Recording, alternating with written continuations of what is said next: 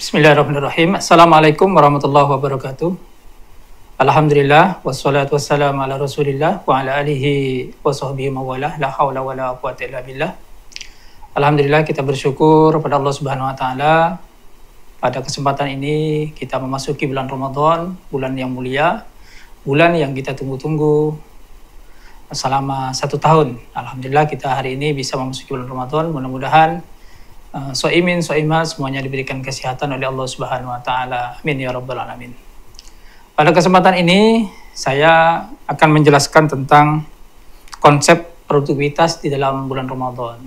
Karena banyak atau ada beberapa orang yang mengira bahwa bulan Ramadan ini adalah tempat untuk santai-santai, tidak produktif, atau bahkan banyak tidur begitu ya.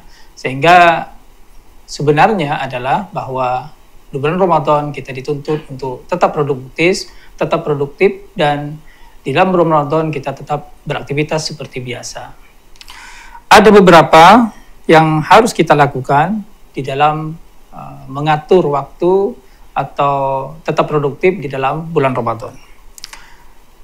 Yang pertama adalah manajemen waktu di bulan Ramadan, yaitu kita atur sedemikian rupa waktu kita untuk mengatur waktu kita agar tetap produktif. Yang pertama adalah waktu sahur. Waktu sahur itu kita anggap dari jam 3 sampai jam 4.30. Jadi sebelum sahur kita mestinya adalah sholat tahajud dulu, sholat hajat, sholat tobat, begitu ya. Kemudian setelah sholat, menjelang sholat subuh itu kita sahur. Sebelum sholat subuh kita sahur dan sampai menunggu waktu subuh. Nah, ini adalah waktu yang produktif untuk kita lakukan sholat malam, sholat hajat, sholat tobat. Sehingga kita tidak tidur pulas atau kita santai-santai dengan menghabiskan waktu secara percuma.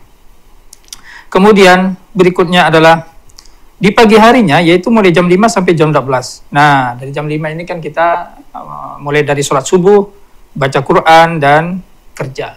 Jadi dari subuh, sholat subuh, kemudian setelah sholat subuh kita membaca Quran. Karena memang bulan Ramadan ini adalah bulannya Al-Quran. Bulan di mana Al-Quran diturunkan oleh Allah Subhanahu wa taala. Sehingga kita harus berbanyak baca Quran.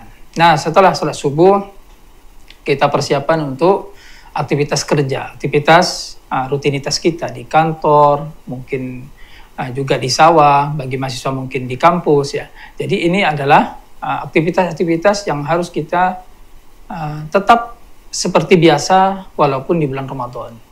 Nah, justru di bulan Ramadan kita harus lebih semangat lagi dalam aktivitas-aktivitas kita dan tentunya dibarengi dengan ibadah-ibadah kita.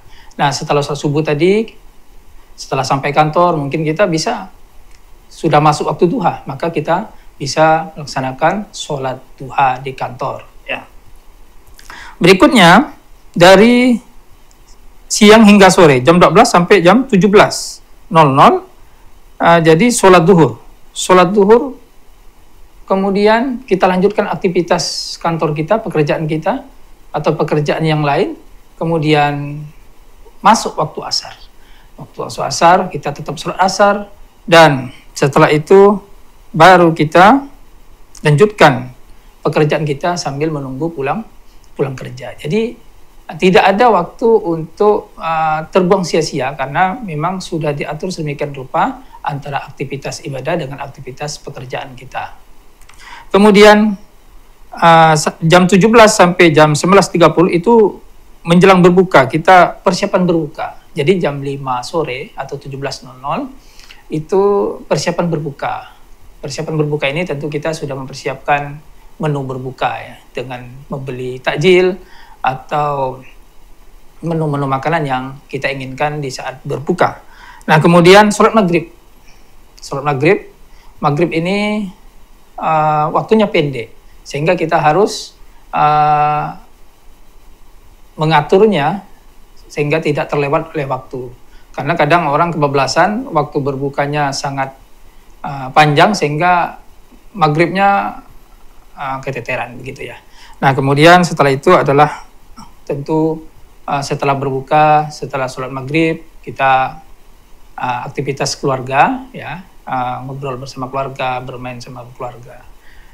Baik, demikian kita akan lanjutkan setelah yang berikut ini.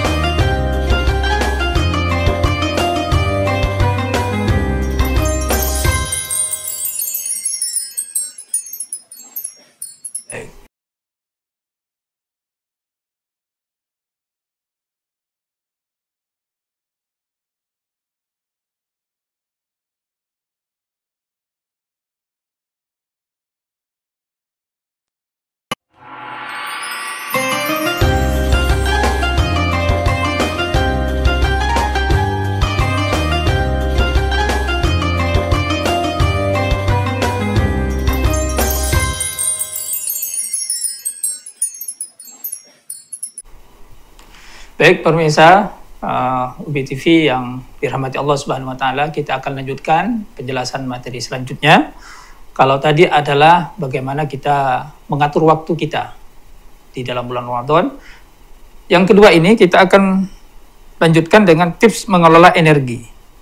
Jadi di dalam Ramadan kita juga harus mengelola energi kita. Yang pertama adalah nutrisi yang tepat. Jadi kita dalam berbuka juga harus memperhatikan kesehatan makanan kita. Nah, di sini sahur dengan makanan yang tinggi serat dan protein. Nah, ini penting. Tinggi serat dan protein. Karena kita seharian tidak makan, ya, tidak minum, sehingga protein dan serat ini sangat dibutuhkan untuk aktivitas kita di siang hari. Yang kedua adalah berbuka dengan kurma dan makanan yang mudah dicerna. Nah, kurma ini adalah menu berbuka yang disunnahkan oleh Rasulullah SAW. Ditambah lagi dengan makanan yang mudah dicerna, jadi yang ringan-ringan saja dulu waktu berbuka itu, yang lembut-lembut begitu ya, misal kue atau apa namanya begitu ya, yang mudah dicerna oleh perut kita. Kemudian berikutnya adalah minum air putih yang cukup saat berbuka. Minum air putih yang cukup. Karena air putih ini sepertiga badan kita ini adalah berisi air ya. Jadi sangat diperlukan di saat kita berpuasa. Karena siangnya kita tidak bisa minum ya apapun, sehingga cadangan air di saat sahur itu sangat diperlukan. Kemudian di sini ada dalil dari Rasulullah SAW, bersahurlah kamu karena dalam sahur itu terdapat keberkahan. Jadi memang kita disunnahkan ya bersahur, disunnahkan bersahur karena di dalam sahur itu ada keberkahan. Berikutnya adalah istirahat yang berkualitas. Jadi di dalam berpuasa atau di dalam bulan Ramadan kita juga ada waktu-waktu untuk istirahat, ya, istirahat yang berkualitas tentunya, yaitu tidur yang cukup, ya, minimal 6-7 jam. Jadi kalau di bulan lain mungkin kita bisa 5-6 jam, kalau di bulan Ramadan kita tambah 6-7 jam, supaya di siang harinya kita tidak begitu mengantuk ketika menjalankan aktivitas ibadah ataupun aktivitas pekerjaan kita. Kemudian berikutnya adalah memanfaatkan waktu istirahat siang jika memungkinkan, ya, antara isoma, ya, istirahat sholat. Makannya sudah tidak ada karena di bulan Ramadan, maka istirahat sholat ini perlu dioptimalkan ya, walaupun waktunya tidak begitu panjang, tetapi sangat diperlukan oleh tubuh kita karena dalam kondisi kita sedang berpuasa. Berikutnya adalah menghindari aktivitas berlebihan yang menguras energi. Nah, jadi memang di bulan Ramadan aktivitas-aktivitas kita itu jangan sampai menguras energi yang besar ya. Nah, aktivitas-aktivitas ringan yang bisa kita lakukan di bulan Ramadan ini. Nah, berikutnya adalah optimalisasi ibadah dan pekerjaan. Jadi, pekerjaan kita juga harus dioptimalkan di bulan Ramadan ini ya. Walaupun mungkin kita tidak makan, tidak bisa minum juga. Tetapi optimalisasi pekerjaan, aktivitas pekerjaan itu juga perlu dilakukan. Di sini adalah yang pertama, optimalisasi ibadah dan pekerjaan. Jadi ibadah dioptimalkan, pekerjaan juga dioptimalkan, begitu ya. Nah, optimalisasi ibadah di sini adalah prioritas ibadah. Jadi kita ada prioritas-prioritas ibadah di dalam Ramadan. Nah, pastinya soimin, soimat dimanapun berada, pastinya kita punya target di dalam bulan Ramadan ini, ya, target ibadah yang tentunya karena memang ibadah di bulan Ramadan ini balasannya berlipat ganda, dan bahkan kata Allah, ibadah di bulan Ramadan ini biarkanlah saya yang akan membalasnya, saking besarnya pahala yang Allah berikan ya. Nah, maka dari itu konsisten dalam ibadah wajib. Jadi paling penting adalah konsisten menjaga waktu ibadah wajib ya, sholat kita terutama 5 waktu itu sebisa mungkin untuk tepat waktu, awal waktu, dan laki-laki berjamaah di masjid begitu untuk sholatnya. Nah, ini penting untuk kita latih terutama memasuki bulan Ramadan ini. Kemudian yang kedua adalah meningkatkan ibadah sunnah. Nah, ibadah sunnah juga tidak kalah pentingnya. Baca Quran, sholat sunnah-sunnah, sholat tahajud, sholat hajat, dan sholat-sholat sunnah lainnya. Karena ini pahala yang sangat besar di bulan Ramadan. Kita panen pahala dalam melakukan sholat sunnah. Demikian, kita akan lanjutkan setelah berikut ini.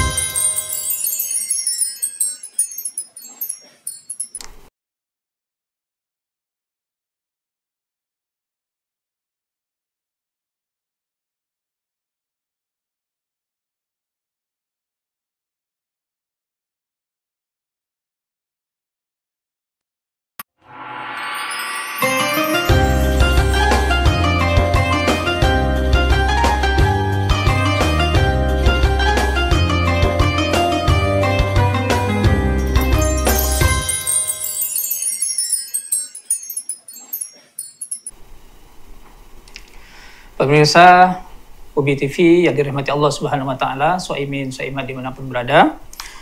Kita akan lanjutkan materi kita.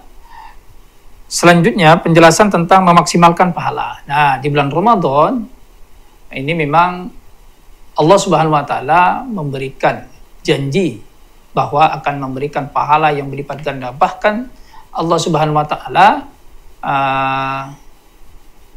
tidak menyebutkan sebesar apa pahala itu, saking besarnya. Maka dari itu ada cara untuk memaksimalkan pahala. Yang pertama adalah niat yang benar. Nah, ibadah puasa kita, ibadah sholat kita, atau ibadah-ibadah lainnya itu harus kita niatkan yang benar. Niat semata-mata menjalankan ibadah karena Allah Subhanahu wa taala. Nah, menjadikan setiap aktivitas sebagai ibadah. Nah, di samping itu, di samping ibadah-ibadah yang kita lakukan, ada aktivitas-aktivitas mubah. Aktivitas-aktivitas yang bukan ibadah pada awalnya, tapi bernilai ibadah di sisi Allah Subhanahu wa taala. Maka dari itu perlu kita niatkan aktivitas kita, pekerjaan kantor kita, atau aktivitas dagang kita, itu semuanya dalam rangka diniatkan untuk ibadah. Berikutnya adalah bekerja dengan tujuan menafkahkan keluarga. Ya, kita bekerja diniatkan untuk dalam rangka memberikan nafkah yang halal kepada keluarga kita, anak kita, istri kita. Nah, karena dengan demikian itu tentunya aktivitas kita, pekerjaan kita itu akan bernilai ibadah yang besar di sisi Allah Subhanahu wa taala. Bahkan orang yang keluar dari rumahnya untuk mencari nafkah, untuk memberikan nafkah kepada anak istrinya, itu seperti orang yang berjihad. Ya, berjihad di jalan Allah Subhanahu wa taala. Berikutnya adalah berbagi rezeki dengan yang membutuhkan. Nah, bulan Ramadan ini adalah bulan untuk juga berbagi kepada sesama, berbagi kepada orang miskin, orang fakir, orang kurang mampu, dan seterusnya. Berbagi tidak harus besar, berbagi sesuai dengan kemampuan yang kita miliki. Berikutnya adalah ada untuk memaksimalkan pahala adalah amalan prioritas. Jadi prioritas amalan di bulan Ramadan ini yang pertama adalah membaca Al-Quran secara rutin. Ya, Al-Quran secara rutin. Sebisa mungkin kita jadwalkan di bulan Ramadan itu. Misalnya habis sholat subuh kita langsung baca Quran, habis sholat maghrib kita baca Quran, habis sholat tarawih kita baca Quran. Jadi memang dirutinkan baca Quran. Bila perlu kita hatamkan beberapa kali selama Ramadan kita dalam membaca Al-Quran. Karena Al-Quran ini selain pahalanya per huruf, juga akan memberikan syafaat kepada para pembacanya. Berikutnya adalah memperbanyak sedekah. Ya, perbanyak sedekah, memberikan takjil untuk orang berbuka puasa, berinfak untuk masjid, dan bersedekah untuk orang-orang miskin dan seterusnya. Karena di bulan Ramadan itu nilainya akan berbeda dengan bulan-bulan pada umumnya. Maka dari itu perbanyak sedekah kita supaya semakin berkah hidup kita. Berikutnya adalah menjaga silaturahmi. Silaturahmi dengan rekan, dengan keluarga, dengan sahabat, dengan saudara. Itu perlu kita jalin ya, di dalam bulan Ramadan. Karena semakin orang itu banyak silaturahmi, ya semakin murah rezekinya. Semakin banyak silaturahmi, semakin banyak relasinya. Semakin banyak silaturahmi, insya Allah akan semakin mudah hidupnya. Ya, maka dari itu tetap kita di bulan Ramadan kita silaturahmi kita jaga. Nah, ada hadis Rasulullah Sallallahu Alaihi Wasallam bahwa maksud saya ada Al-Quran surah Al-Qasas ayat 77 yang berbunyi, dan carilah pahala negeri akhirat dengan apa yang telah dianugerahkan Allah kepadamu, tetapi janganlah kamu lupakan bagianmu di dunia dan berbaiklah kepada orang lain sebagaimana Allah berbuat baik kepadamu, dan janganlah kamu berbuat kerusakan di bumi, sungguh Allah tidak menyukai orang yang berbuat kerusakan. Jadi ini adalah bagian yang harus kita usahakan selama bulan Ramadan. Mudah-mudahan Ramadan ini menjadi Ramadan yang baik bagi kita dan kita bisa mengoptimalkan waktu-waktu kita di bulan Ramadan ini.